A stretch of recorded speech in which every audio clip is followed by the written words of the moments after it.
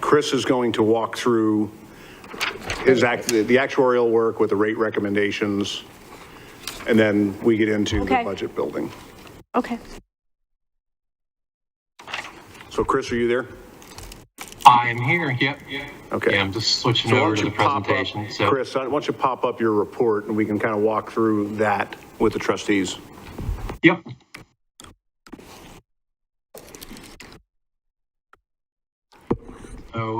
So the report should be up. So, okay, it looks like it's up. So we went ahead and did the analysis as usual for the new plan year for July 2022. The development methodology has stayed the same as it has in prior years. That the trend rates were updated based on the information available at the time for the emerging forward-looking trend rates that we're seeing in the marketplace. The medical was projected to increase at 7.6% per year and dental at 4.1%. As usual, we did a separate analysis for medical and prescription drugs. Those are combined, and then dental was done separately. We look at 2 calendar years worth of data. The COVID adjustments that are listed here are only for 2020. I think 2021, the feeling is that that's going to be more representative of what we're going to see in 2022. But of course, we all remember there was the lockdown and there was the initial surge in cases and hospitalizations and everything that made the 2020 data a little bit abnormal. So we made adjustments, and they're the same ones that were made last year. So there's nothing that's changed with that data set. We did include a 3% margin. So the cost analysis was done, and then we padded that by 3%. And that was kind of a safety net because of, at the time, that's when the home tests were starting to be covered, and there was a little bit of a rush, home tests for COVID by insurance plans. And then also there was, of course, we all seen the price of gas and groceries lately. So the margin is to help us offset any potential increases in the medical field due to inflation. So far, we haven't seen those yet with real data coming in, but we do expect that to happen. So that's included in the development. Overall, everything is running very well. We have a minimal increase projected for medical and no increase for dental. So we're recommending an increase of 3.3% for medical. And as you'll note, that what I just said, it includes 3% margin. So if the margin wasn't included, you would be running at a 0.3% increase, or basically pretty much right on what the rates were projected at.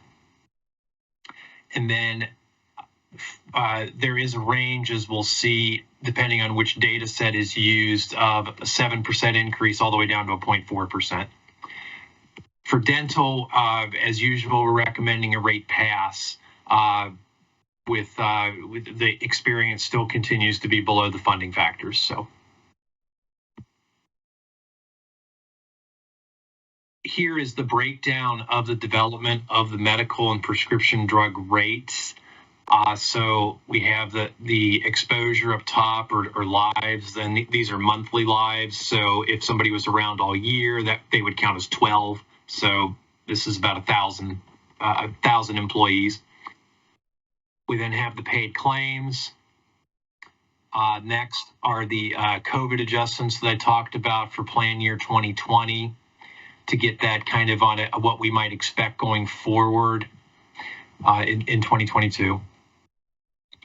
We then have the adjustment to current benefits, which are the plan design changes, because we want everything to be at the current plan design level. So there were minor adjustments that needed to be accounted for. Trend is the next adjustment. There are, it's the number of months away from the next plan year. And then we also add in an incurral adjustment. So if you're, these claims that we work with are paid claims. if you went to the doctor in December, that claim may not be submitted until February. On average, there's about a 1.5 to 2 month lag. So we add an additional 2 months of trend in to account for that. And then as you can see, the trend is much less for the plan year for 2021 versus 2020, simply because it's a different time period. It's closer to the projected or to the plan projection start date. Then we add the 3% margin that I discussed. And then there is the plan enrollment shift. This is if you have individuals that are shifting more towards, say, the family tier or toward the more expensive plan, then you would want to adjust for that. As an extreme case, if everybody suddenly dropped all their dependents and became single coverage, you would expect your claims in the past to come down significantly just because you're not covering them anymore. So, of course, it's not that dramatic in real life, but that just illustrates kind of the adjustment, I think. As per past practice, we then assign 50% weight to each of the two experience periods. So 50% for 2020 and then also for 2021. This comes up with a weighted projected per employee per month cost of $922, and the composite rates currently are at $892. So that would be a 3.3% increase. We then also take a look at what would happen. What if we compared those rates to just the 2021 data and just the 2020 data to give a range? So you have a min and a max, and then one blended that's in the middle. So that's how we get the minimum increase of a 0.4% decrease, the average of 3.3, and then the maximum increase of 7. Any questions or anything on the development of the medical rates? Any questions? No, sir. Okay. Moving on to dental, it's a similar process. The only real differences are the trend is a little lower, and then we have a 1 month lag. Dental claims are typically paid faster than medical. So those are really the only differences. Both years are again split between 2020 and 2021. So I'll just go down since I walked through it for medical and it's the same. 2020, it's $55.56 as the per employee per month cost using just 2020 data. Using just 2021 data, it's $49.35. So again, we use 50% weights, and that gives us an overall blended cost per employee per month of $52.46. And the current premium rates are $56.37. And typically we would recommend normally that rates not be decreased. So we didn't do an average here, but we recommended that the rates remain flat. But then we did look at what happened if you looked at just 2020 and 2021 data, and they both call for a decrease. So the minimum decrease would be, or minimum increase, sorry, would be a negative 12.5%. So it gets it's a little confusing because there's rate decreases with dental, but essentially we recommend that these rates stay flat, so as they've had for the last 2 years. Any questions on the dental rates? Yes, we have a question. Yeah, okay. I do have a question. What is the rationale of not decreasing the rate for the dental, since we see that there is a decrease in the expenditure for the year? Generally, with a self-funded plan, unless the plan is very significantly higher in cost, we recommend that the rates remain flat, just because it's easier to keep the rate flat and not, as opposed to having a decrease 1 year and then increasing it the next year. That gives employee more pain to see the increase than if it's just left flat. Okay. I mean, I'd like to think if the difference is very small, that would be the case, but you have a decrease of less than 12 here. So I'm just thinking maybe this is a time to decrease, because what you're saying is that you're not even going to decrease the premium of the employees, correct? For the dental? We recommend the overall premium not be decreased, correct? That it just stays flat. What was it last year? Do you remember? Was it similar? The increase? Was it, yeah. I can look that up here real quick. Because if we're doing this every year, we're coming in like that, maybe it is time to do something, but. It's last year, we recommended an 8.1%, or sorry, we recommended flat, but the minimum was 8.1%. The weighted average was 54.81, and this year it's 52.46. Oh, okay, so it's gone anyway. So it kind of all washes out at the end, huh? It does tend to oscillate, and so it goes up and down, and that's what you're seeing. And frankly, we generally recommend the same thing Chris is, because what'll happen, you'll cut the rate this year, but especially in these odd periods of time where a lot of care was delayed and deferred with COVID because of the intimacy of dental work. So there's a big unknown in there, both on the medical and dental. So if it accelerates again, you have to take what you cut on top of what you need to do in the second year. So that you tend to do rate smoothing, Madam Chair and Susie, just to keep it more consistent. You know, you get about 30 seconds of thank you when you cut a rate, but then when you have to increase it or potentially increase it more dramatically, you get a year worth of yelling. And that's really what it comes down to. So it is discretionary, but that's the thought process, is you want to minimize those oscillations in the rate structure. Erin, do you remember the last time we increased a rate? I think we've decreased, but I don't think we've. Amanda's on the phone. She can dig and take a look. Amanda, if you could look at the prior 3 plan years and see what we did just on the overall rate increase for dental, that would be helpful. And just text it to me. Yeah, I'm just curious. I don't remember. I think we've been pretty consistent over the years. Madam Chair, I've got a lot of gray hair and I get all the accounts confused in my head, so I don't want to put a number out there. It's all right. Understood. Okay.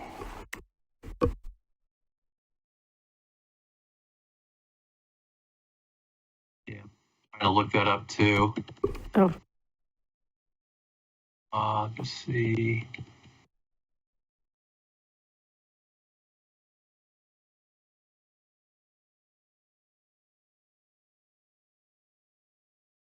The dental rates have been the same since the 17-18 plan year, at least. It may have even gone back further than that. Okay. So that's what I'm able to find quickly. So again, my memory is not too good. So okay. What's up? Okay. Yeah. Do you have more? There's just one more slide, and it just shows the rates. So this is the claim funding rate summary. It shows the current rates, and then for medical, and then dental, and then what the rates go to under our recommendation, and then the minimum and the maximum.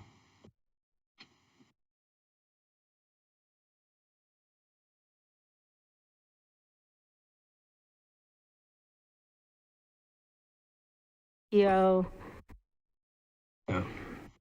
Goes up about $18 at 3.3.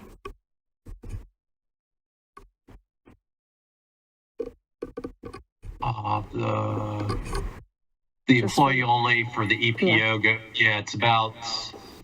it's $16 for the single rate. Yeah, okay. 13 for the high deductible plan.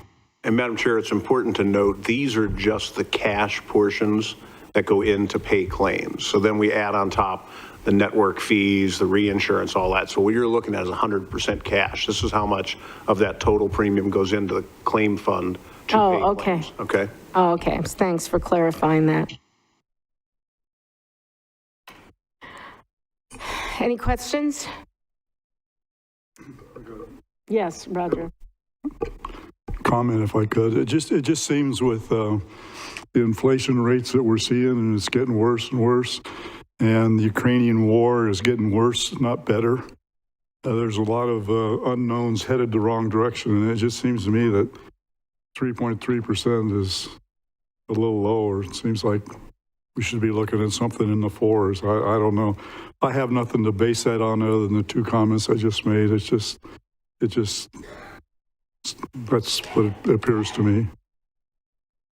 You know, and Chris will do it from the actuary. I'll give you the back of the envelope working with our plans across the state, and we have belly buttons in all 15 counties. I'm talking just my old practice that's now part of Gallagher.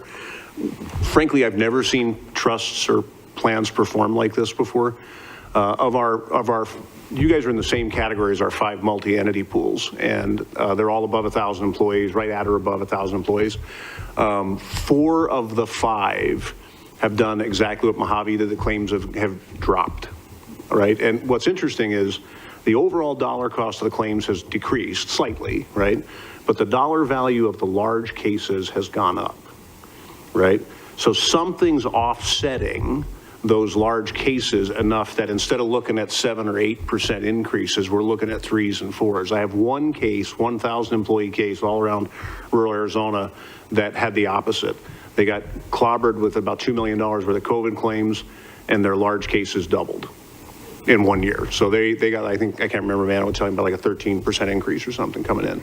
So long story short, when you get through all the fancy stuff, there's a lot of weird motions in here that we can't account for, and that's why I think Chris added that 3% in, because we know the care got delayed. We can see it, right? We see the drops in some of the things, even with all the way through, like with Maritane's report going all the way through. We don't know how much of it. Candidly, some of those people have left the plan, right? They retired or they moved, they took other jobs. Some may have died, right? So you don't know how much of that care will ultimately come through, and that uncertainty, and going back to what Roger's saying, because I think you're right on, Roger, and conceptually, I don't know about the number either, but healthcare cost inflation has accelerated. We were using 3 and 4%, now we're using 7. Okay, and Blues is using 7.6, or Chris is using 7.6 Blues. We're all using basically somewhere in that 7% range. So there is uncertainty in there, and that's kind of the wild card. If things did go sideways, we have enough in our contingency because we have a healthy contingency. We haven't seen it yet, but we do. And then we would address that next year about whether or not we need to up it to replenish and stuff. If I can, let me jump in on that, because that's actually true. Okay, so this trust, when we worked with all these, with you, this board and other boards and everything, what we've done is we've had a philosophy from the beginning that we set a surplus reserve. So we cover the IBNR, and then we have a target for the surplus reserve. And then frankly, we're still in excess of that today, okay? Even though, and we've worked on this, we've consciously drawn down the excess amount because you got services you got to provide. So the surplus reserve was, in our minds, is there to buy you 24 months. Okay, so because you're always going to be behind the curve. You're going to find out afterwards everything blew up, only when it does blow up, right? So the concept was we cover the IBNR, we're good. We have this cushion built in that gives us 2 years to recognize and fund. That doesn't mean it would be pretty. The rates would still go up dramatically to cover whatever had to happen, but it buys time so we're not disrupting current county operations by transferring from the general fund to get this thing back to flush. So I would say that surplus reserve is sleep protection. Don't rely on it, in part, Madam Chair, because we're consciously short funding the current trust relative to the actuaries' rates to draw down that surplus. So, and I know this is a lot, but going back to Susie's question, right? If it does go sideways, we have to close the gap on the shortage on the current funding, plus whatever adjustment has to be made. So that surplus reserve, and this is not theoretical. I've seen it happen with clients, a handful of times, right? And you have to slow and arrest that eating into the reserve, and then you have to fund it to recover it again. So it's kind of like a plane doing this. Long-winded answer, but yes, Madam Chair. But to piggyback with her question, you just said we have 24 months cushion there for our reserves, correct? That's the intent. That's the intent, That's yes. the intent. So I guess what she was saying, and I agree with her, yeah, you don't have to raise it so high right now. When it does happen, we still have some time to think back and, make those changes. I agree with what Jack has mentioned, but when you look at the employees, they're also struggling with the inflation. And to show them another increase in healthcare, which probably, and it goes back to the comment I made earlier when they're making recommendations of increasing the copays and increasing the deductible. I mean, that's another hit on county employees as well. So I was just mentioning. And I think, and this is a great conversation because it's how you approach it, right? So Ken and I were talking at, at the lunch and just talking about how, county employees got a raise, right? And you don't want to say, well, your salary went up. You don't want to be in a position of saying your salary went up, I'm going to take it back from you in premium, right? Because now the premiums went up, so you're going to lose your raise.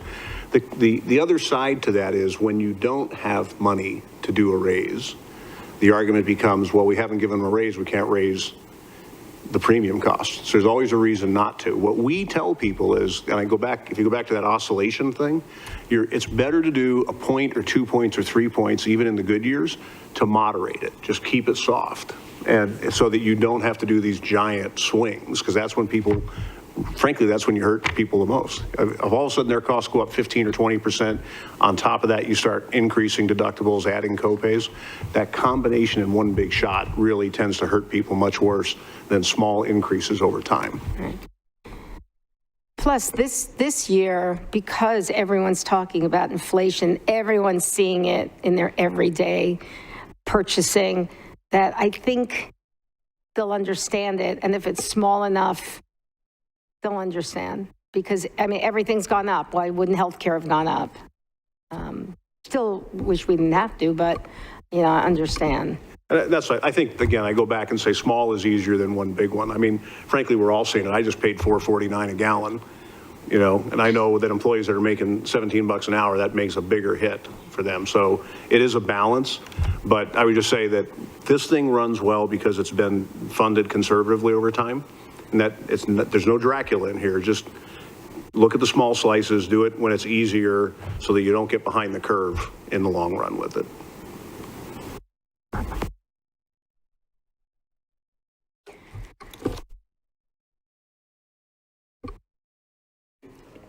Anybody have any questions for the actuary so I can drop him off the phone?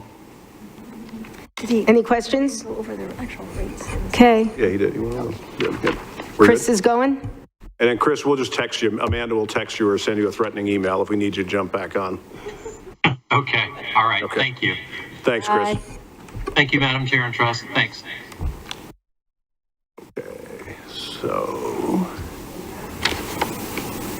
So Madam Chair, at this point, what we do is we walk into the budget building exercise. You'll remember this is the infamous X sheet. And Amanda, I was talking to the chair before. She asked me to remind you that they can't see they've got monitors in front of them that are built into the dais. They can't see the full spreadsheet, so we're going to have to, what I think we'll do is just stay on the, we'll go to the options that we price. We'll walk through the assumptions in the budget, and then when we get into the X sheet, we'll focus mostly on the rate, what the rates look like. Does that make sense?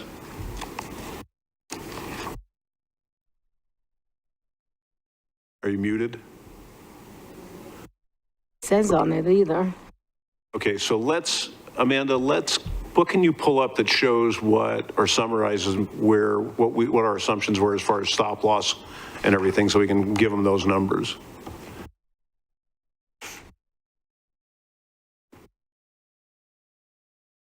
I can't hear you. I can't tell if you're talking. We can't even, So sorry, I couldn't we find can't my even see what it says on those lines. Is that what this is? No, because he needs to show us, it's like dynamic, he needs to. Yeah, put this in is the- dynamic, Susie. It changes as we go. So, thank you. All right. So if you look in here, look in column, Amanda, go to the top, scroll back, there you go. If you look in column Q, can you all see column Q? Yeah. Frankly, I'll have you look at that because the numbers in that are really the dollar change year over year. Okay, so to tell you where we really put the money. So on the, starting at line 67, yellow, by the way, is medical, blue is dental. So it's just how we visually know what we're looking at. So if you look, we've got about, between the two plans, we got about $360,000, which is Chris's 3.3% recommended increase in funding to the two plans. Okay? And that works out, that's basically done by using his factors times the enrollment. That's all it is, pretty simple. They all work the same way. Premiums, starting in line 76, this is the reinsurance premium, the stop loss. We've budgeted 30% here. Okay, Joy is new, and others, just for the record on this one, to be clear, there's no commission in here. So I want you to know we're budgeting this, or you pay us a fee, so when we're walking through all of this, it's all included in the fee. We're not budgeting 30% to line our own pockets. We've done this because we have seen the large cases. Last year we missed it pretty dramatically. We budgeted high.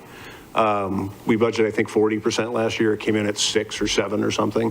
But the cases tend to develop in the second half of the year, from January forward.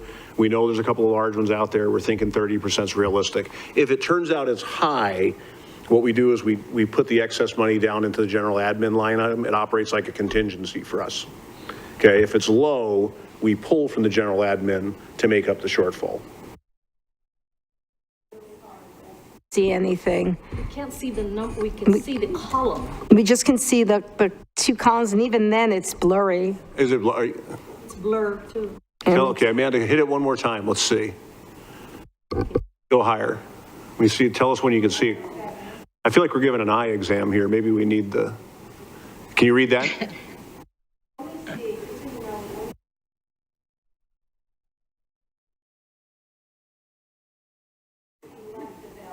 You can't see to the right of L? To the left of L. Amanda, scroll over to because all they're seeing is J. Yeah, right there. Can you see that?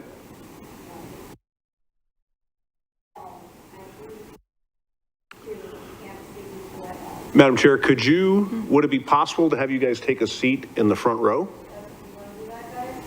And then you can look up at these screens?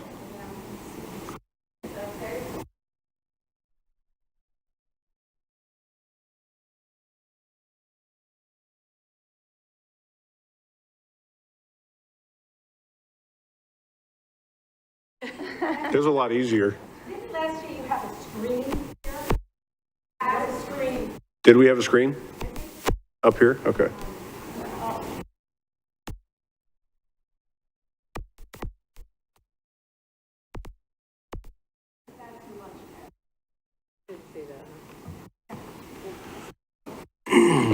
That's better.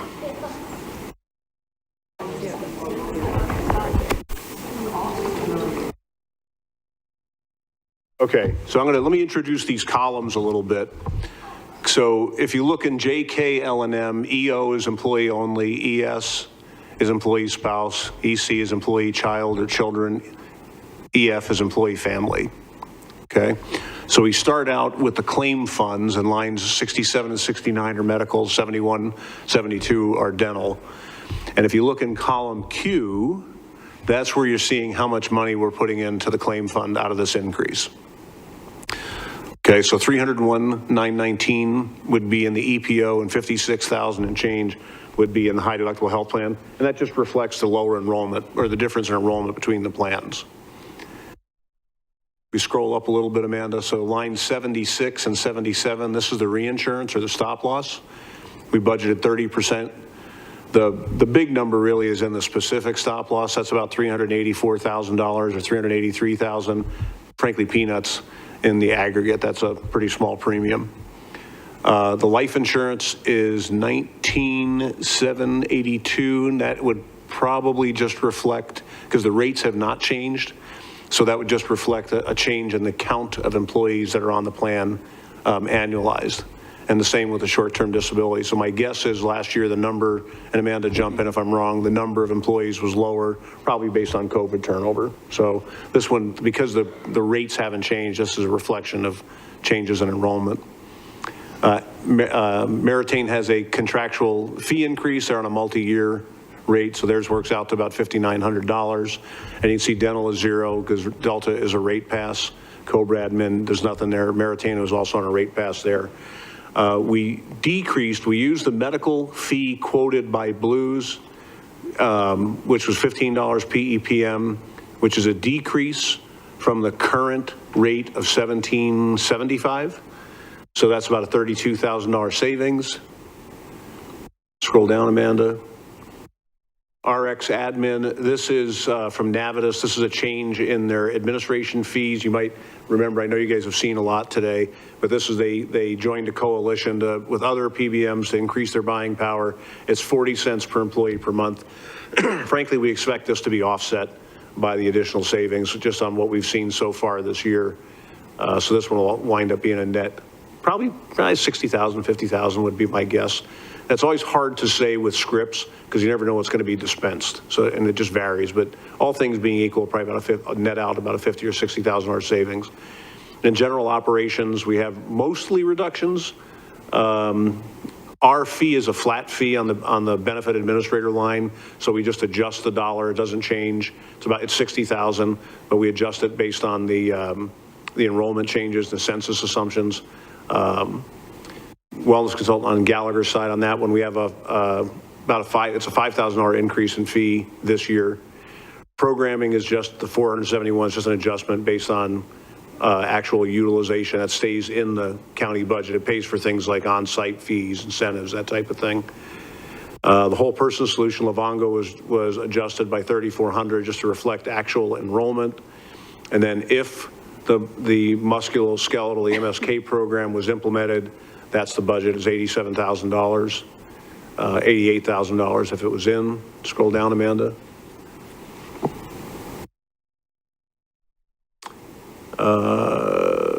Professional services and just adjusted again based on enrollment.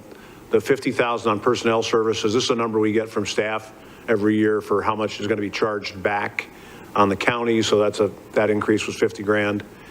And then the general admin, again, we missed it last year and over budgeted on stop loss. So to lower the increase this year, we took basically $218,000 out of general admin.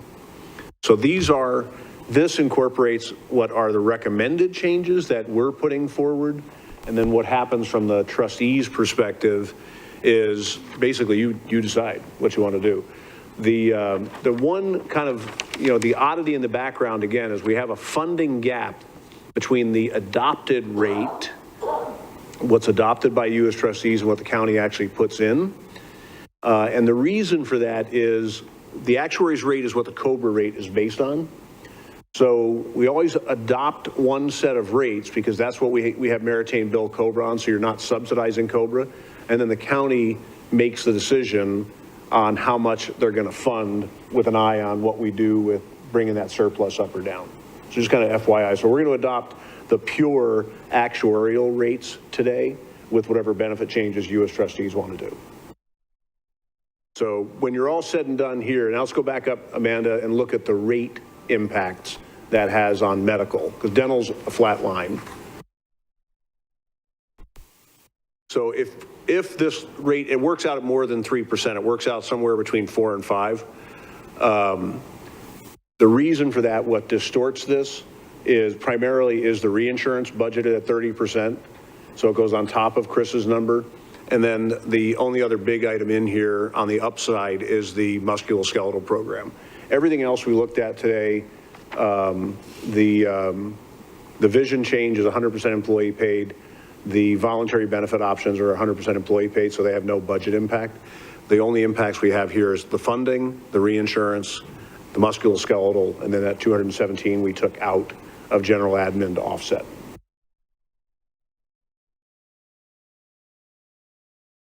And then my final comment before you go into looking at, getting a target is we have a limited ability to do what I call rate smoothing in here. Because a bunch of those numbers, Amanda, go back down to the budget where we look at some of the fixed costs. if you look at some of these, all these fixed charges, frankly, not all of them are actual contracted rates, they're estimates. Our fee is an estimate. The number gets you to that, the per employee per month charge gets you to the annual figure. We can take some of those and manipulate them to get those percentages a little closer aligned. That we'll still get the correct amount into the budget if the enrollment holds, but we can get some of those, because like I see there's a 1.4% difference between some of the tiers. We can manipulate those to smooth them out and get a little bit closer percentages.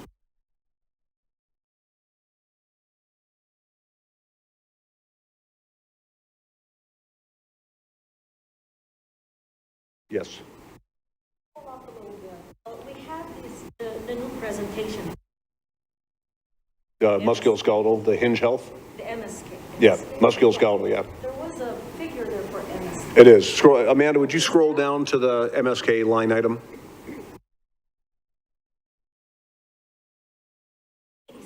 80, that's it, yep. That amount is going to be there assuming we're going to approve the program. Correct. But I thought he said it would cost 87,000 for Okay, so I'm glad you asked that. That's a great question.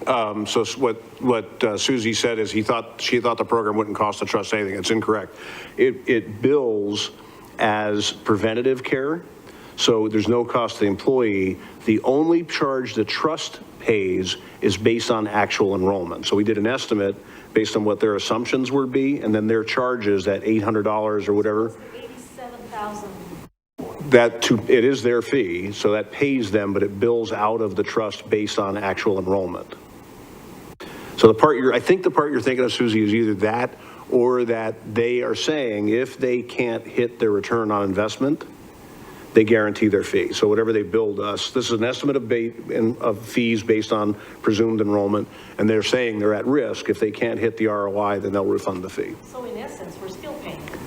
You're always going to pay. Nothing's free, so you have to budget it. When I read that, I said, it's not going to cost the trust anything. I said, really? Then now I see it. Yeah. It doesn't. Is the $300,000 reduction credited in? People, for the employees, that will only pay it for those. You want to answer this or who want me use it, to? right? The idea is that it's preventative. Eventually, it's going to pay back.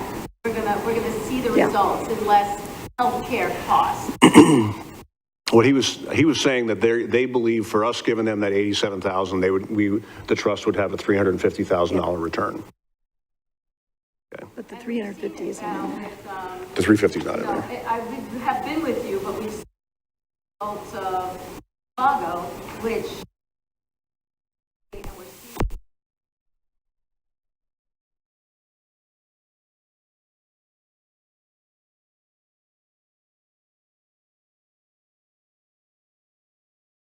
And I think, again, I want to say this because we have new people here. Joy's new. I think it's really important to say, so you guys understand. So we're bringing this as a recommendation. And again, there's no revenue to us. We don't have a dog in the fight. Missy's looking at your claims data saying this area of musculoskeletal is consistently in your top 2, right? She's got a vendor that targets it, and they're willing to go at risk for their fees. So she's bringing it as a consideration item for you based on the trust's actual experience. Madam Chair. Madam Chair.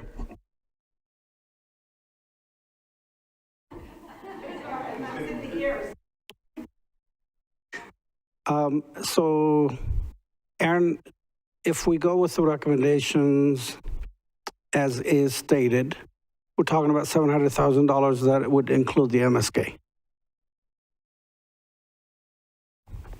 That's correct.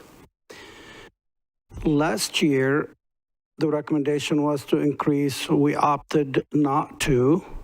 So this question is to Coral.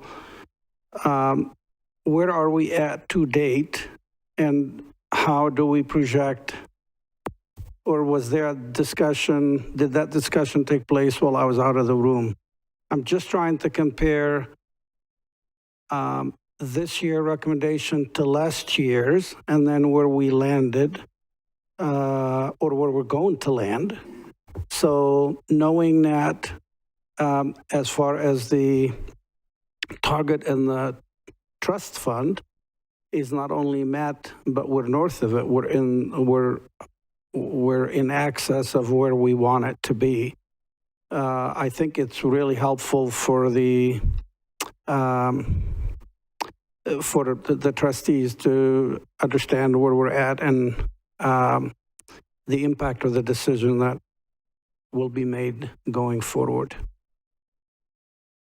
Yeah, please do.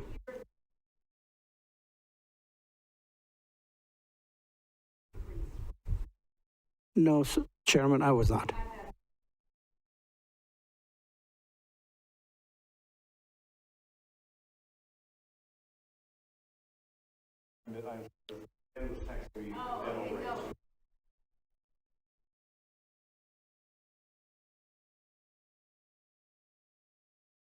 So, Madam Chair, what I heard since I came back, and I'm sorry, what I heard was that they considered no increase, a 7%, and then landed on the 3.3 based on where we're at with the market and so on. So I guess what I'm saying, what I was trying to do, Madam Chair, was to say if indeed 3.3 is warranted, can that trust absorb that the way we did last year, as opposed to incurring it going forward?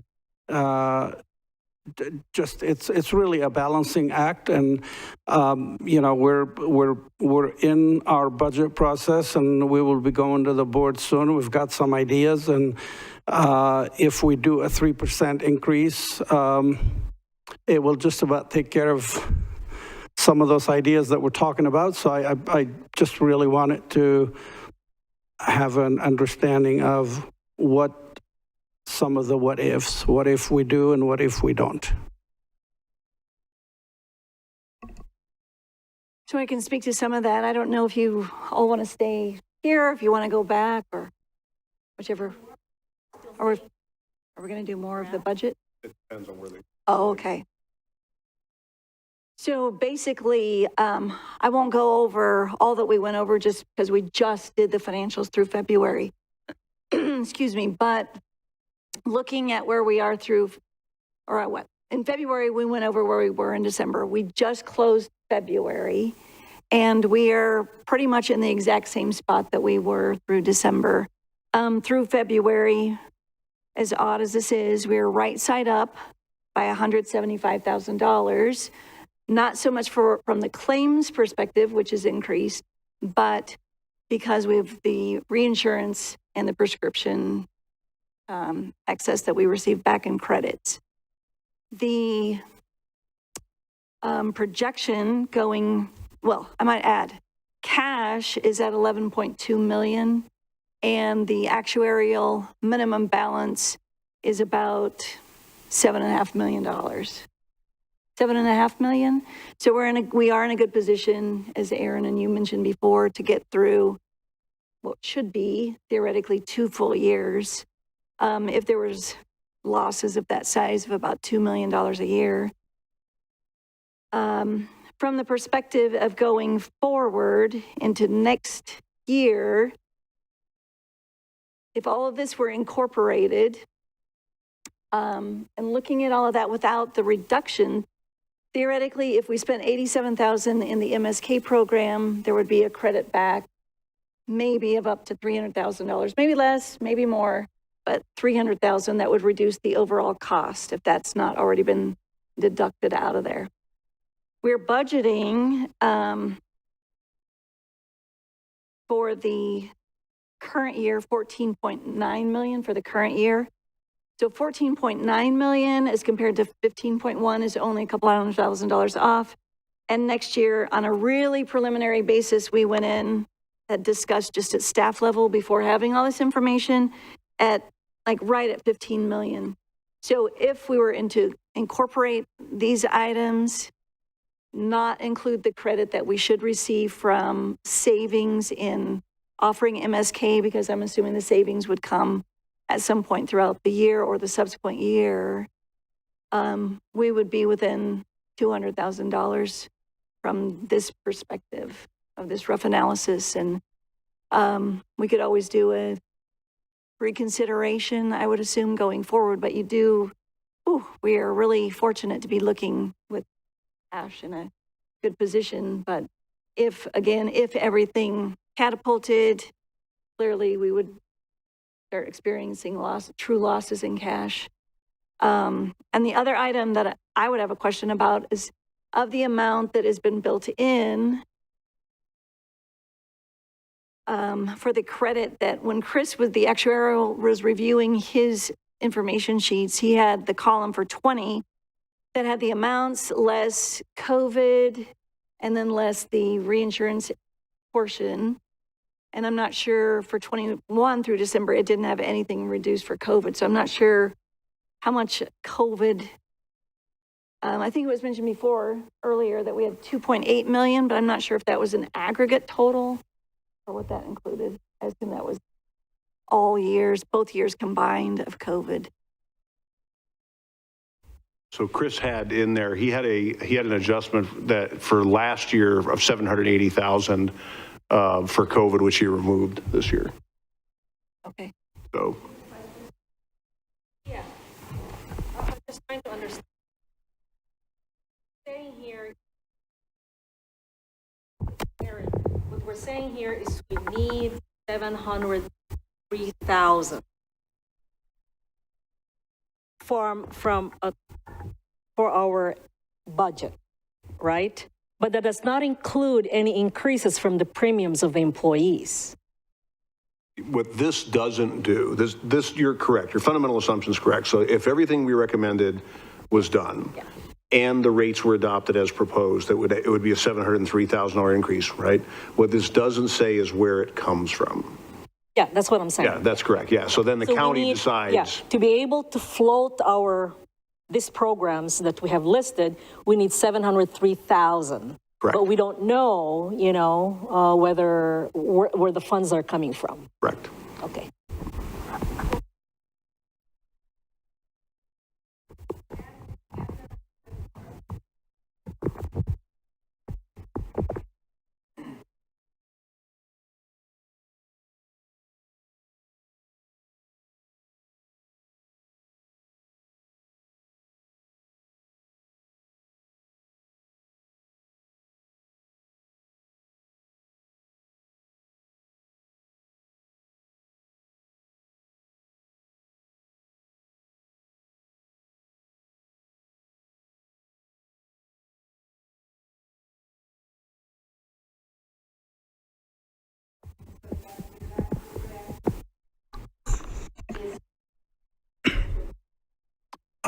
Madam Chair and trustees, yes, indeed, that's what I was alluding to is now that we understand from Aaron what the cost would be, how do we, if we were to go with the recommendations as is, and they do make a lot of sense, how do we pay for it?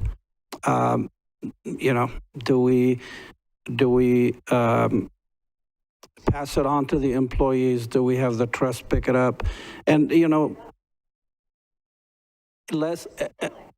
indeed, and Madam Chair, that's what we did last year. And I guess my thinking is, clearly we've had 2 crazy years between 20 and 21. If things were going to get crazy and out of hand, we would have seen some red flags by now. Some craziness did take place, but we are still in as good position as we had been prior to it. Inflationary environment that we're in leaves a lot of unknowns, but it could,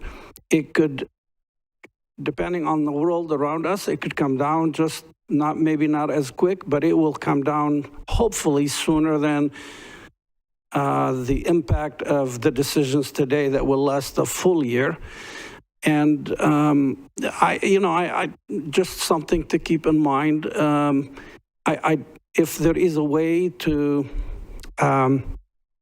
keep this from being passed on to the employees, there's the feeling that it's coming from every direction. Everything is going up, and if we don't have to pile on and add premium increases for health insurance, I think that would be a good thing.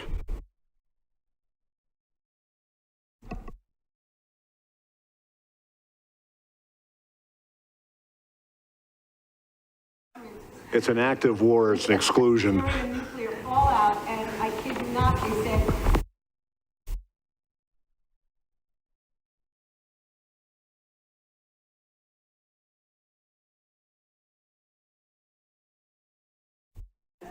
Okay, so Madam Chair, now that we're just done talking about nuclear fallout, let me do the fiduciary reminder, okay? And I say this thing runs like a clock. I mean, the simple reality is it's been successful. That's not by accident. It's been conservatively run. Take the kudos, right? Because government gets beat up when they screw up, but this thing actually runs really well. But the firm reminder, please do hear this, okay?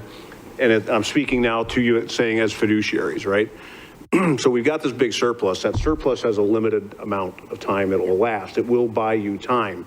The thing that'll get in trouble with the trust is that delta in the funding, okay? So just for example, say we freeze the rates this year and theoretically we should have put 700,000 in, right? Well, that's 1 year. Last year was 300,000 the year before.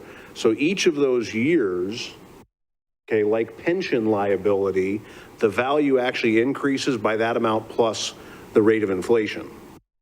Okay, so it becomes a snowball rolling downhill. So that's my caution to you as fiduciaries. You got to be aware of that. I think internally, right, when we're talking, I think internally you should be aware, and I would say, because I'm afraid the county as an employer, like any employer, can become addicted to the ease of the funding, and you build it into your operating, and then when you have to switch it, it's devastating. So again, I would say at a minimum, take a look at what you're doing internally, pop that up a couple of points, right? So that the actual net increase in funding actually gets into the trust. Conservative amount, I know that, and I know how it looks and all that kind of thing. There's other ways to draw it down. We can do premium holidays, we can do things like that, where you just don't deposit the money, you know, if it really starts going crazy. But it is a weird time. There's things that, I've been doing this 30-something years, I've never seen a pandemic before, and I've never seen trusts behave in these odd ways with the payout pattern shifting. So I do believe that, I have no doubt, that a lot of care has been delayed. We've seen it in dental, we've seen it in vision, we've seen it in medical. What I don't know is how much of that delayed care is still on your plan, where those heartbeats are still covered by this plan. We'll never know that. So.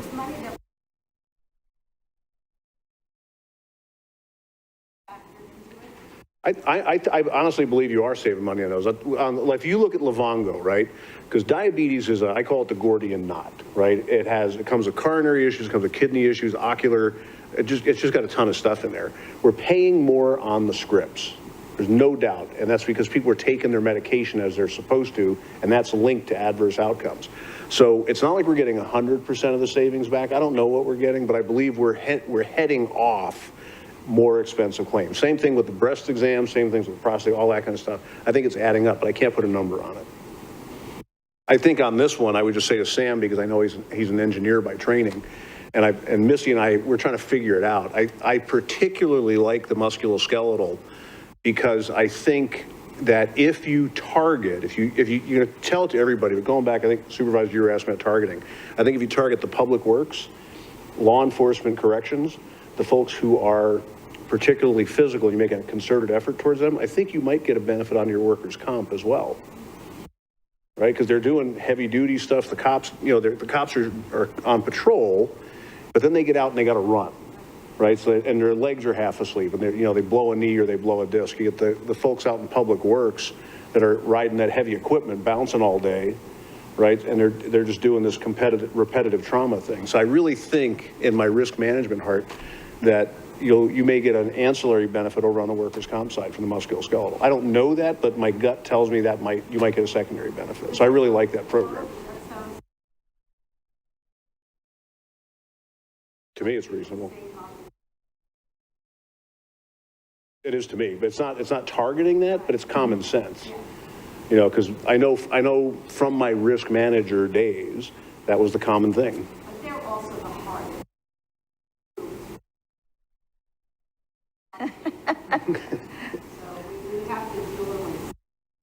Well, and a lot of people are private. With the beauty of this thing, again, looking at it, Missy's made me kind of a convert, so I feel like I've got the faith of a convert here.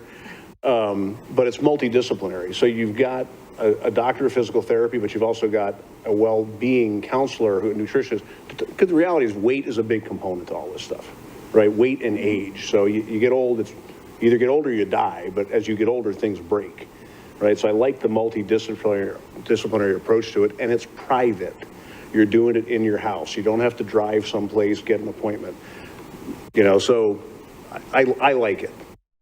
I think it's got, I don't want to pay her a compliment because, you know, then she'll punch me in the head, but I like the program. Are you finding that more younger people are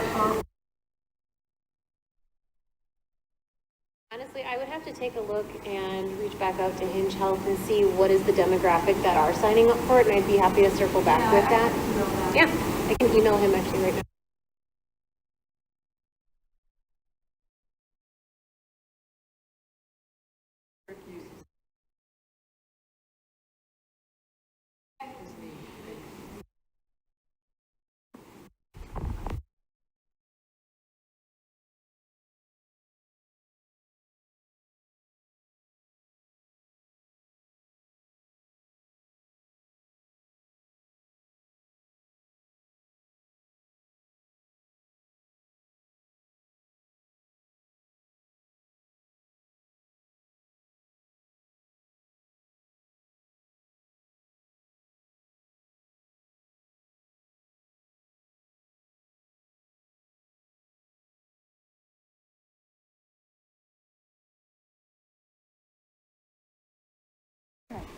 Well, and Coral also looks at the numbers like in here, and she's correct. We get stop loss, which we ignore because we're only funding the level up to the stop loss.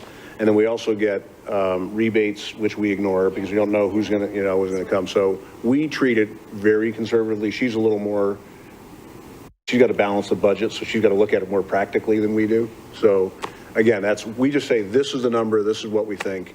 And we're not assuming any savings, even on the, Susie, on the scripts where the 40 cents per employee per month, we believe it'll save 50 or 7, but we don't know, so we just leave it. So really your discussion about, are we going to rob the trust funds again to pay this? Probably it's not going to be all of this at the end of the day, right? Right. Because of the savings we're going to incur. Right. So if the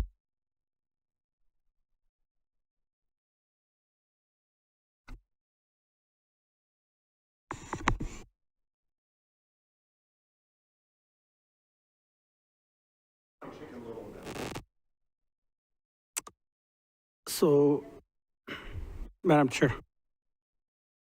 So last year, I think I heard you say the cost, last year's recommendations cost was $300K. Last year's meeting that made decisions that we're living with today, this year, the cost last year was $300K, and the trustees for this trust made a decision to fund that from the trust. As we look at the number that you just provided, Coral, where, and this may be unfair to you because I don't know if you have that number handy, but last year when we met, what was the surplus level of the trust? And have we dropped by $300K or not? Did we drop more or did we not feel that drop? Where do we stand this year compared to last year's? I have part of that information, but I can get the rest of it pretty quickly. From the operating standpoint, through February last year, this is truly amazing, but revenue-wise, we had 9.3 million, and expense-wise, we had 9.3 million. For the current year through February, we have 9.3 million in revenue, and we have 9.1, almost 9.2 million in expense. So the expenses are a little bit less through February. Mind you, there's probably outstanding claims and whatnot still going into there. So we're virtually in the exact same position, February through February, compared to last year. We're slightly in a better position right now. From the balance sheet, cash, we have currently 11.2 million, almost 11.3 million.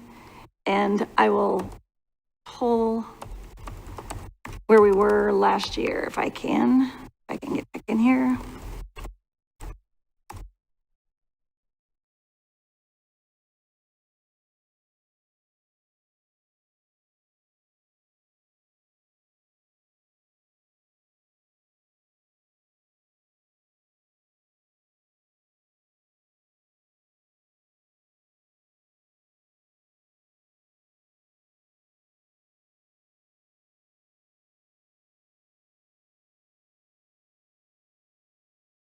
So last February, we were at 11.5, 11.6 million on the balance sheet. And then we incurred a loss last year of $500,000. 11.5 last year. 11.3, 11.266, 000. We're down. So we're down. 300,000. Yeah, correct. So from this is weird, but an operational standpoint, we're a little bit better. Actual cash is a little bit worse. Okay, But very close. thank you. And Madam Chair, I appreciate the opportunity to ask those questions. It seems, if I may summarize, from what I gather from the presentations, the value of what we have, the benefit of what is being proposed. It seems to me, if I read the trustees' interest correctly, I think what is being recommended makes a lot of sense, and the cost of that is now we understand it to be $700K. Going forward, we don't have to make that decision today. It's the board. I think it's the Board of Supervisors that make that decision. But I think we have a path forward. If the trustees were to adopt these recommendations and move ahead with it, knowing that the cost of them is about $700,000, we have a path forward to fund it, including funding it from the trust and not passing it on to the employee. But I know we're not making that decision today.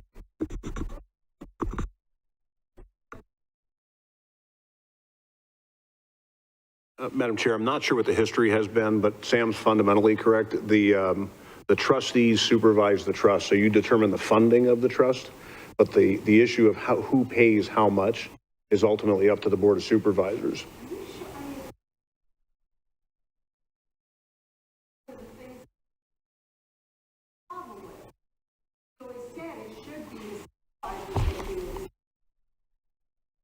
What's happened in the background is there's always been this conversation that's happened because there's always been a board member on the trust. So and I believe what's actually happened is that board member has gone back and kind of directed the conversation. That's what I thought was going on the whole time. Okay, then you have part that I don't have, so. Okay. I don't know. Should be some bylaws. Final budget. Including the employee contributions? Yeah. Okay, well, I learned something.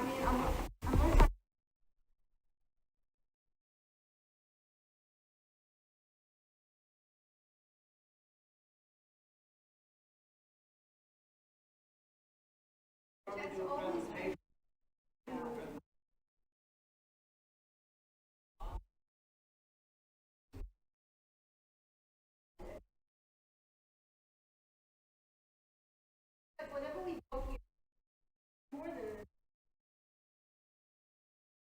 not like a suggestion that goes before, then we start all over again. 5 year goes, and then. Madam Chair, I stand corrected. This is only my second round at it. So I did not mean to open a can of you know what, but Like I said, my memory is really getting bad, but you're starting to freak me out. I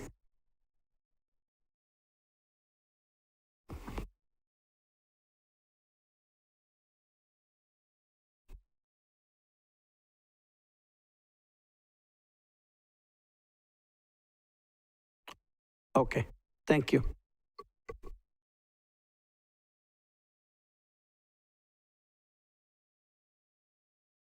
I feel like I just walked in on my parents arguing in the kitchen, so.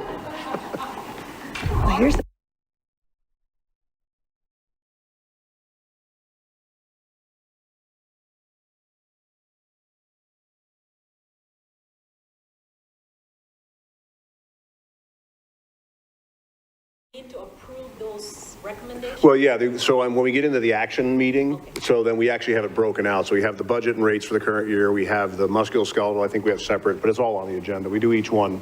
And we do that today. Correct. Right, so I think, Madam Chair, you should go back to your chairs.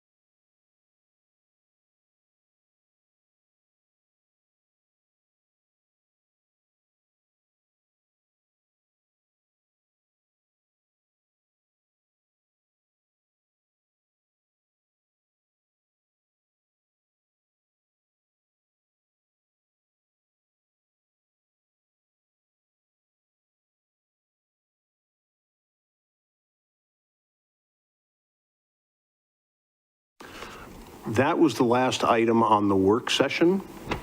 So whenever you want to adjourn and then move into the regular session, we can start working our way through that agenda. I think that Roger's got to take off by 2. Will we be done by 4? I'm gonna, well, you don't have to in there now. We'll be done by 4. We have to be, because I got a flight from Vegas. So, not to be selfish, Madam Chair. So we're going to adjourn out of these,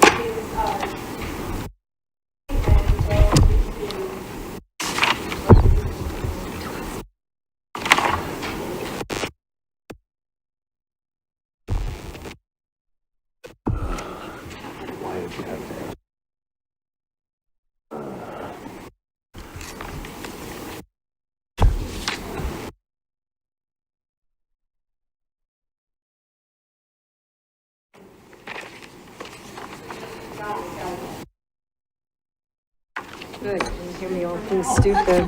Thank you. All right, so we're going to go into our I remember what we've had in there now.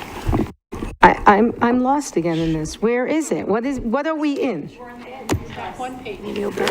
There. Okay, oh, this isn't the same one as this. Oh, my God. Okay.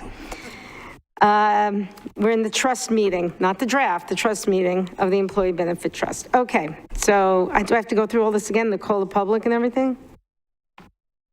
All right, no call of public because we don't have anyone here. Discussion, consideration of, and possible action regarding approval of the trust meeting minutes for February 4th, 2022. I need a motion? Motion to approve? Second. All in favor? Aye. Opposed? Motion carries.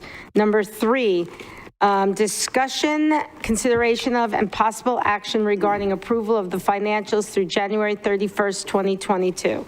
Madam Chair, this is a repeat. It's an annual item, and basically what it says is that we'll do the renewal process. Frankly, it can go easy, it can go ugly, but what happens is we'll negotiate shop it, we'll negotiate, and at some point, somebody will say, okay, you got to bind it by X day.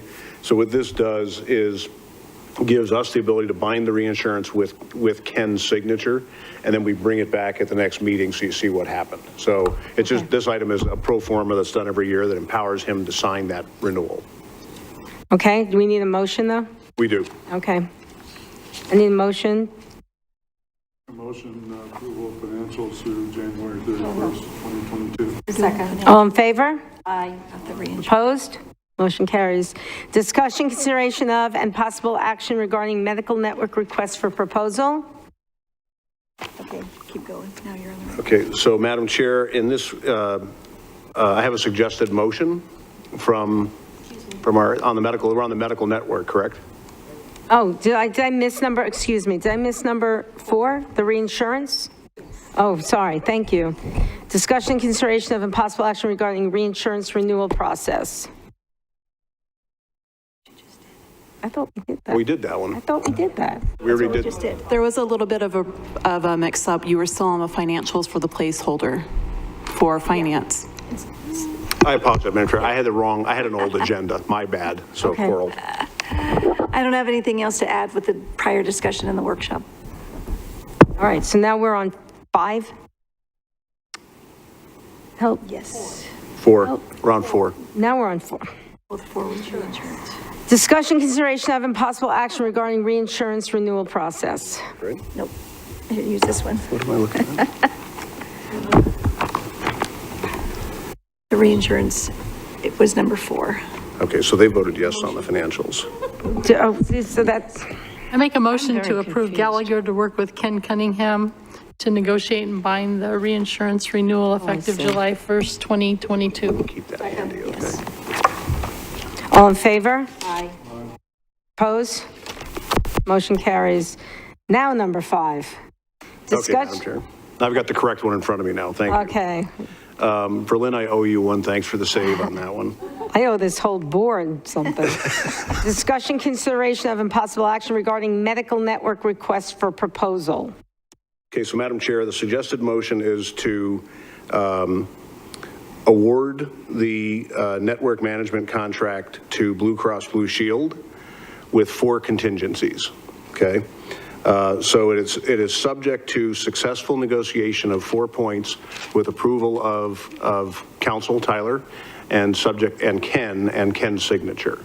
Right. Okay, so the 4 points are that the term of the contract is 1 year with a maximum of 4 one-year renewals at the discretion of the trust. Okay. The second item is that Mayo participation in the network will remain solely at the discretion of the trust.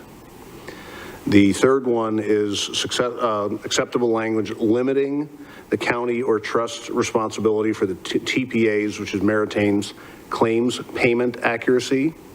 And the fourth is limiting language pertaining to Blue Cross's abilities to force a change in the TPA. Okay. And that will come back for us to ratify after that? Ken will sign, and if the way it'll come back to you is he'll sign it, and then we'll bring it back to bring you up to speed on the final discussions. And then, or if we can't reach a successful conclusion with Blue Cross, then we would come back with an alternative vendor recommendation. Okay. Who wants to make that motion? So moved. Thank you. All in favor? Aye. Opposed? Okay. Now we are on 6. Discussion, consideration of, and possible action regarding vision plan options. Okay, and Madam Chair, after all that confusion, here's basically what I just want to say to you. So this is a recommendation to tweak the vision, period. The world is not going to end with this thing, okay?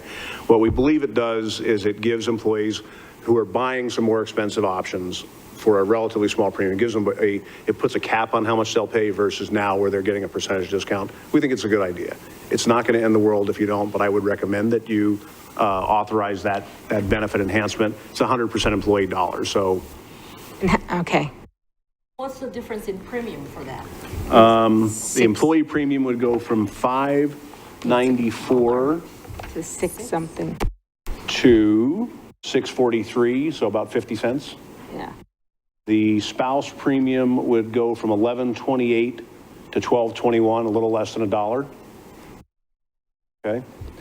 The children would go from $11.56 to $12.84, so about $1.30. And the family would go from $17.44 to $18.88, so $1.40, $1.50. It has a more broader coverage. It's got a richer benefit for people with more involved glasses that they're buying. Right. That's really what it comes down to. Okay. Yes, I want a motion. Motion to approve your recommendation. I need a second. Okay, all in favor? Aye. Opposed? It carries. 7, discussion, consideration of possible action regarding adding Aetna voluntary benefit offerings. Uh-oh. I'll just recap this one again too, Madam Chair. Again, zero pressure, 100% employee deal, okay? So we bought these recommendations because frankly, we did not have my old company did not have the expertise with voluntary benefits. When you guys came to us last year and started talking about the identity theft, right, we were scrambling to come up with something. So we have a practice. The question had come up in the past. I know with the former provider, it was a problem. So I bought these folks in and just said, just show them what you can do. What is it, okay? We recommended these because they are Aetna products. They're integrated with the Aetna claims system, so when claims that are eligible flag in the system, they will send notifications. And also because some of the preventative stuff the county is doing triggers payments. So it would be supporting the wellness program. Look like a good idea, whether you do it or not. Again, I just want to stress totally your discretion. This is commissionable product. The commission is being used in here to pay for the admin, right? So I guess I want you to know this isn't me with a bad comb over and a polyester jacket, right? So it looked like it would be a fit. It looked like it had some strictly your call if you think it would help you in any way be competitive. Right, but it's just voluntary. 100% voluntary. Voluntary. Yeah. So it has programming has programming issues on the Munis systems, right? So they have, I think it's a $1,500 allowance per benefit offering, and then they reduce Meritane's rate charged to the trust by 50 cents for each of them. So it works out at about, I think it's $18,000 a year reduction. So it saves the trust some money, gives employees some options. You know, it's a nice middle ground kind of thing. And how do we let the employees know about new programs like this? Open enrollment. Open enrollment, okay. Thank you. Yeah. Does it cost, I didn't see any additional cost. Zero cost to the county. It's a Zero. 100% voluntary program, 100% paid by employees. Thank you. Okay. Need a motion? Make a motion regarding adding Aetna voluntary benefit offerings. Second. Got a motion and a second. All in favor? Aye. Opposed? Motion Any carries. snags on admin? Number 8, discussion, consideration, possible action regarding MCEBT vendor renewals effective July 1st, 2022. Okay, so Madam Chair, again, we kind of covered this. I just want to point out the memo is here in detail. So this shows you what the rate change assumptions are for everybody. So if you go in that memo, it's starting on page 11, and it walks through anything that is changing, okay, in there. And we've already gone through it in the budget. We just, for disclosure, we want to make sure you have every item that changes in the budget, okay? So the ones, these are multi-year agreements. So here you have the Blue Cross contract on page 11. It decreases from $17.75 to $15 and goes up 20 cents a year. Navitas has added for 3 years that 40 cents for that additional coalition they joined. And I think we're missing one in here because I believe our wellness consulting fee went up by $5,000. So, and that should be in here. And it's not. Which one was that? It's a multi-year agreement. That's what it is, a multi-year agreement. So it's in there, and it's already built in there. So these are the changes that went into the budget. Madam Chairman? Yes. Erin, where in the discussion are we going to approve the rates for employees or the deductibles That's and number co-pays increase? Next item. Next Oh, item. next item. Next item. Thank you. So this one does not have to have an action item on it. This is the transparency. Hey guys, here's what's going up. Okay, and these are incorporated into the budget that we Okay. reviewed and you'll vote on in this next item. And the next one's the big one about Correct. how we're going to pay and everything. So, This one has a suggested motion on it. Oh. Thanks, Verlin. Got me again. You're correct. okay, where is it? Where are the rates? Yeah. It's there in the, on the back, So it does have a suggested motion, Madam Chair. on number 8. Yeah, number 8. Number 8, page 12. And I realize, Verlin, Madam Chair, the reason it's different is when we did the multi-year agreements last year, those are the ones that appear. So these are new multi-year agreements. That's why they're in there. Does anybody have any questions or comments? I'm sorry, Madam Chairman, I'm a little lost here. Where are the rates that the employees are going to pay? They're going to, that's what we looked at before, Susie. So when we actually pop it up in this next item, we'll show the top number. That's the one that's that budget you just looked at. And then we'll pop it back up and that'll give us the final This is number. just an item about vendor renewals. Number 8, we're on number 8. Oh, we're number 8. Right, and 9 takes care of all the other stuff. Okay. Okay, so you want to do the suggested motion?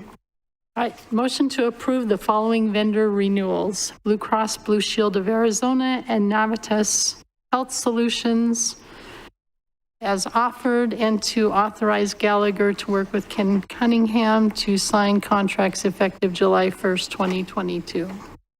Okay. Second. Okay, I have is that okay, Erin? That is, that's Okay, perfect. Yep. because you look a little lost. We have a motion and a second. All in favor? Aye. Opposed? Motion carries. Now the big one, number 9. Okay, and Madam Chair, I'm going to throw a rock in the water on this one because Amanda texted me and said, hey, you forgot to tell them. So 2 things. That assumption, when we checked all those boxes, we did have one benefit change. It's a clarification, but it is an added benefit. We added genetic testing for treatment purposes in there. So currently we have an exclusion in there. So if you get breast cancer, it's excluded to do BRCA testing. If you have, and they use that testing to determine what type of chemotherapy or radiation surgery. So we've had a number of appeals from that. So we made that change. It's incorporated in what you already did. Meritain has asked us, and we did not recommend it, it's not in there, that we do The preventative? cellular and gene therapy treatment. Because right now. Yeah, because it's an exclusion in the plan. Their reinsurance folks noted that the reinsurance carrier, Sun Life, will cover it, okay? And because of that, they wanted you guys to formally say yes or no. We did not recommend doing it based on the cost, and we have not seen any need for it. The actuary had, this is full disclosure, the actuary had a recommendation for an additional $145,000 in the loss fund. We could not tell what the impact would be on reinsurance because when you get that type of thing, it runs in the millions. Okay, so frankly, we could not project. I spoke to the stop loss carrier, and what they said is if you don't have anybody this year currently, there's no change on the rates. If it comes up in renewal and you have the treatment, then that's when we do it. And frankly, they're going to pay the vast majority of it. So just FYI, we did not make that recommendation. It was not included in what you looked at. Okay, thank you. Any questions on that? Okay.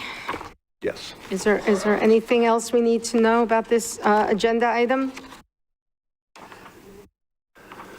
Guys? Oh, there was a screen that showed. Now, if we go back up, and you may wind up coming back out here, but I think, so now when we look at the budget, we go back to the rates, Amanda. Ooh, a little small. Oh, Just to the top. Can you see those rates? Oh. Yep, so it gives you everything you did in lines 25 through 34, right? Show you the rates that are results in that process, lines 39 and 41 show you the changes by tier. I'm sorry, Berlin. Can't read the line number, Oh, they can't read the line numbers, okay. the yellow line. Can you see where it's just with 3857, can you see that number, Berlin? Okay, that's the rate change on the employee only is 3857, right, for the EPO. For the employee spouse, it's 6577. Employee child, it's 6023. Employee family, it's 8637. And it might be easier to come back out here again, Madam Chair, if, So just for clarification, this is with the 3.3 to the employee. correct. This includes the 3.3, the MSK, the reinsurance, all the changes that we talked about. This is what the actual, how you fund it is up to you. So this is if we want to accept everything that we like, this is what it would look like. We talk about how we're going to. Correct. This is the cost of the 703,000 that we saw. Okay. That's right. That's correct. Yep. So, and these are, let's, again, disclosure, right? So you guys understand what you're doing. I don't want anybody to ever walk out and go, I don't know what we just did, right? So these are the actuarial rates. So this is what we'll base the COBRA rates on, okay? How much the county funds, how much comes to the county, how much comes, all that is secondary. We know there's a delta in there, right? And that's that whole thing about trying to find the balance. But when you're adopting these are the benefits and the rates we'll use to make the COBRA rates. Then you negotiate the funding part. The rate's the rate. Correct. The rate is rate. Achieve the balanced budget. Any other questions about that? We go and make a motion on this, and then, So does this require two separate motions? One to approve these changes and a second motion regarding how to fund it? I think you can do it in one motion. So that's your call. If you wanted to, Madam Chair Verlin, if you wanted to do it and adopt the rates and then make it's your call. But I believe now, understanding what we did in the past myself, I think you can do it in one motion if you wish. Tyler, do you have any input? Do you have any input on that? My input is two motions. Okay. He's the lawyer. I'm on a roll. Okay. It's a pirate in you. Okay, so the first motion, I'll make a motion to approve the 2022-23 benefits and rates as decided upon by the trustees, and authorize Gallagher to work with Ken Cunningham to sign any contracts for vendors that will become effective July 1st, 2022. need a second? Okay, we have a motion and a second. All in favor? Aye. Opposed? Motion carries. Item 2. I'll make a motion that the trust absorb the cost, the additional cost, $703,000. What would the motion be, Tyler, now that you've made us do another motion? I think that's an appropriate motion. If the trust absorbed the cost, that's certainly a, Do we have to put the number in, or, because that's, well, it could be the amount that the. okay. Okay, what was that number? 703. What was that number, Arian? 703? 703. Scroll down, Amanda, please. All right, motion that the trust absorb the No, they don't need to have that costs. amount. I mean, you don't honestly, because the number is going to vary based on the enrollment. So if you really do those benefit changes, the actual number will swing. I think it's If we get probably- more employees or fewer employees or different families. Right, So because it's, if we put a number in there, we're kind of stuck in that motion, so it's probably better to, yeah. Then the motion would be just that the trust absorb the costs of those benefits. Second. Okay, we have a motion and a second. Any discussion, final discussion? Seeing none, all in favor? Aye. Opposed? Motion carries. We did it. All right, we have administrative update. Is there any? just one item on there, Madam Chair. Just one item on there, and it's, we'll be working with the county staff on the open enrollment materials, and that's pretty much it. And request for future action. Anything? Well, thank you. Thank you to the trustees. Thank you for spending your day here. I know it's asking a lot, but It's very important, and thank you. And thank you, Erin Collins, and all your team here, Meritain and Blue Cross Blue Shield. You guys were great, and looking forward to this year, and I'm looking forward to getting my hip made better. And with that, the meeting's adjourned. Thank you. Thank you. Thank you.